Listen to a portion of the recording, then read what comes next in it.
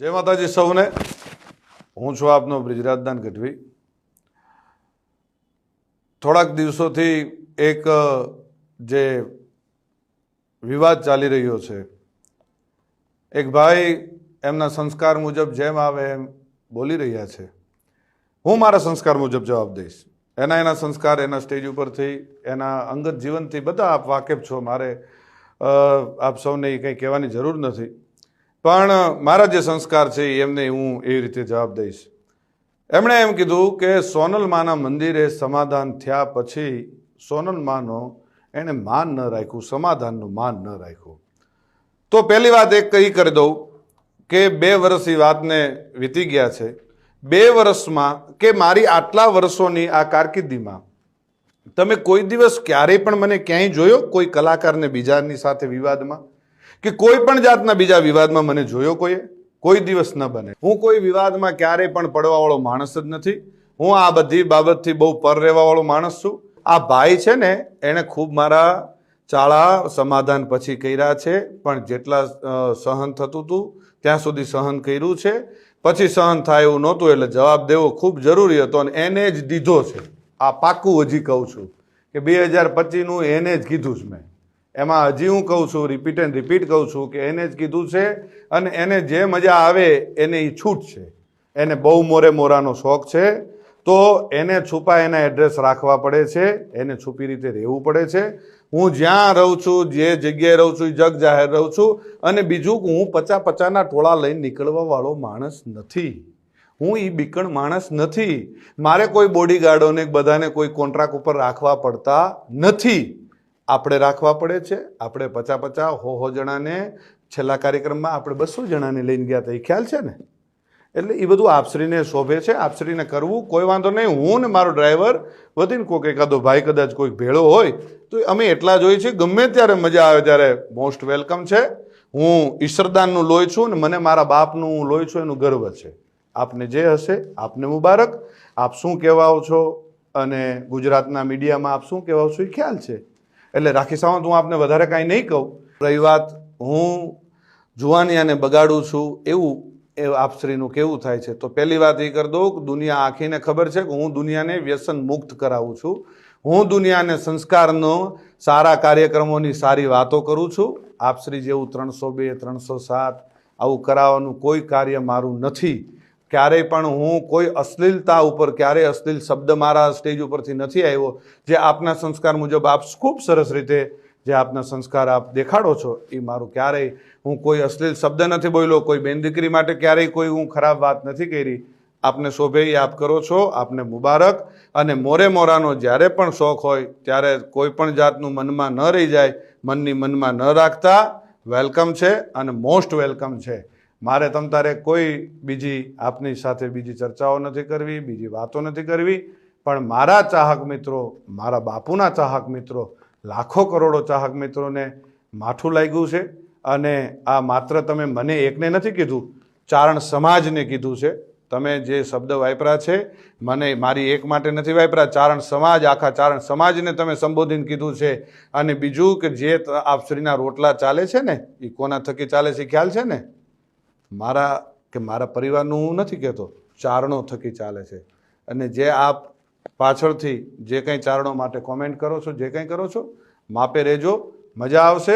બાળકોને બાયું ચડાવવાની કે જુવાનિયાને બાયું ચડાવવાની શીખવાડવાની વાત કરો છો તો એ તમે ઓલો બાળક જે આવીને બોલે છે એ કોણ? એ કોઈને ખબર પડે? એ સ્ક્રિપ્ટેડ છે આ બધું, એ નથી ખબર પડતી? એ બાળકને તમે સમજાવીને એક ભાઈ તમને આવીને કાનમાં કહી ગયો અને એ છોકરો આવીને તમને કહે, એલા ભાઈ આ બાળકને તમે જિંદગી નથી બગાડતા? અત્યારથી આ બધું શું શીખવાડો છો? ચકલા બાજ નહીં બન જાતા, આ શું છે? શું તમારા સંસ્કારો ખબર પડી જાય છે। એટલે માપે રહ્યો, પાછા વળી જાઓ। અને રહી વાત ડાયરા ઉપરથી કોઈ કોમેન્ટ કરવાની, કોઈ ફિલોસોફી કરવાની, તો એ ખાસ હું કહું છું કે કોઈ પણ જગ્યાએ જાઓ તો કોઈ પણ રીતે કોઈ પણ કોમેન્ટ કર્યા પહેલાં ખૂબ ધ્યાન રાખજો અને કોઈ પણનો ડાયરો બગાડતા નહીં। આ વિડીયોના માધ્યમથી એટલે હું જવાબ દઉં છું, કાલ ડાયરો મારોય હતો પણ એ બીજા બધાને શું વાંક? મારે બીજા બધાનો એ જે કંઈ આપણે વાતો કરવા જઈએ છીએ એટલે એ બધી વાતો મેં કરી। અને ખંભાળિયા જે ડાયરામાં હું બોલ્યો એ સંપૂર્ણ મારા પરિવારનો ડાયરો હતો, મારા સમાજનો ડાયરો હતો, એટલે હું બોલ્યો હતો। અને જ્યાં જરૂર પડે ત્યાં બોલવાનું છે। અને જે તમને શોખ છે ને મોરે મોરાનો એ મોરાનો શોખ તમારે જ્યારે પૂરો કરવો હોય ત્યારે મોસ્ટ વેલકમ છે. આવી જજો મોજથી, મનની મનમાં ન રહી જાય એનું ખાસ ધ્યાન રાખજો. અને જેને લાગુ પડે એને નહીં, હું આપ શ્રીને જ કહું છું. શું? આ બ્રિજરાજદાન ઈશ્વરદાન ગઢવી આપ શ્રીને જ કહે છે, એટલે આ ખાસ વાતને યાદ રાખવી હો. અને જે ચાળો કરતા હોય ત્યાં કરવો. જૂનો રાફ ન છેડીએ એમાં જાગે કોક જડાગ. જે રાફડા કદાચ શાંત હોય એમાં હાથ ન નાખવા કે આમાં આપણે, અને ઝેરનું પારખું નકો જોવું હો. છોટો ઉંમર હોય પણ નાગ ન છેડીએ, અને ઝેરનું પારખ્યું નકો જોવું. નાગના ચાળા ન હોય, નાગના બચ્ચાના ચાળા ન હોય. અને હું ઈ માનું સંતાન છું, આ કાયમ યાદ રાખવું કે જેના આપણે નામને આપણે જે દુનિયામાં એના નામના એના ગુણગાન ગાઈએ છીએ ને, એ જ માનું હું સંતાન છું. એટલે કાયમ યાદ રાખવું. અને રહી વાત સિસ્ટમની, તો ભાઈ સિસ્ટમ અમારી શું છે એ આખી દુનિયાને ખબર છે. અને મારા બાપુજી વખતથી અમારી સિસ્ટમ ચાલી આવે છે. આપની સિસ્ટમ અમારામાંથી આવેલી છે, એ ભૂલી ગયા છો આપ? શું સિસ્ટમ? અને અમારી કોપીઓ કરીને તમારે જીવન જીવવું છે. એટલે એ બધી વાતમાં રહેવા દો. અને રહી વાત 2025ની, તો આપશ્રી બોલ્યા હતા કે 2025માં હું કાર્યક્રમો બંધ કરી દઈશ. હું સિલેક્ટેડ એટલે શું?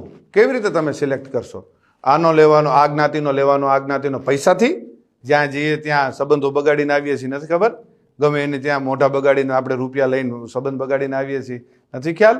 બધી ખ્યાલ છે. બધી ચોખોટું, ઘણી બધી ચોખોટું હું કરું ને તો ઘણી બધી ચોખોટું થાય અને દુનિયા થૂ કરશે. એટલે મહેરબાનીથી શાંતિથી તમે જે કરતા હોય એ કરી ખાઓ. અને જેમ બંધમુઠ્ઠી છે, એ આ જે બંધમુઠ્ઠી છે ને એ જ જમાવટ છે. જો ખુલી જશે તો તમને કોઈ પણ રીતે સહન નહીં થાય. એટલે મહેરબાની કરીને શાંતિથી તમારું જીવન જીવો. અને આપશ્રીની એવી ટેવ છે કે આપણે સવારે બોલીને સાંજે ફરી જઈએ, સાંજે બોલીને સવારે ફરી જઈએ. રોજ આપણે ફરી જવું હોય એ આપશ્રીના ખૂબ સારી રીતે આપના સંસ્કારમાં હશે. અને ખૂબ ફરવું, કાચીડો જેમ રંગ બદલે ને એમ આપણે રંગ બદલીએ છીએ. એ તો આપની માટેની ઘણી બધી કહેવતો છે. આપને રાખી સાવંત કહે છે, આપને કાચીડો કહે છે, આપને શિયાળિયું કહે છે, બધા ઘણા બધા છે. અને જે 18 વર્ષને આપ સાથે લઈને ચાલવાવાળી હમણે જે આ 2025થી આપને જે ભાવ જાગવા માંડ્યો છે, ખબર નથી? મારી માફી માંગ્યા પછી મારી માફી, બીજી સમાધાનવાળી વાત મને અત્યારે યાદ આવે છે. સમાધાન? ભાઈ હું સમાધાન કરવા આવ્યો હતો? આપશ્રી આપના 50 જણાને દોડાવ્યા હતા કે બ્રિજરાજદાનભાઈ યાર જલ્દી સમાધાન કરાવી દો, નકર આમ થઈ જશે ને તેમ થઈ જશે. એટલે એ બધી વાતો બંધ કરો. અને બીજી હજી એક વાત કરી દઉં, 18 વર્ષને સાથે લઈને આલો છો. કેદી આવેલા તમે? ખબર નથી? એક કાર્યક્રમમાં, જાહેર કાર્યક્રમમાં 10,000 માણાની, જે તે સમાજનો કાર્યક્રમ હતો, 10,000 માણાની વચ્ચે માફી માગવી પડી હતી. ભૂલી ગયા છો?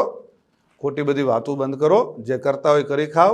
અને જે કંઈ થોડું ઘણું તમને આ જે ડાયલોગબાજી આવડે છે, જે કંઈ ટૂંકી વાતો આવડે છે 2-4 મિનિટની, એ કરી જાણો અને મોજ કરો. જય માતાજી, જય દ્વારકાધીશ.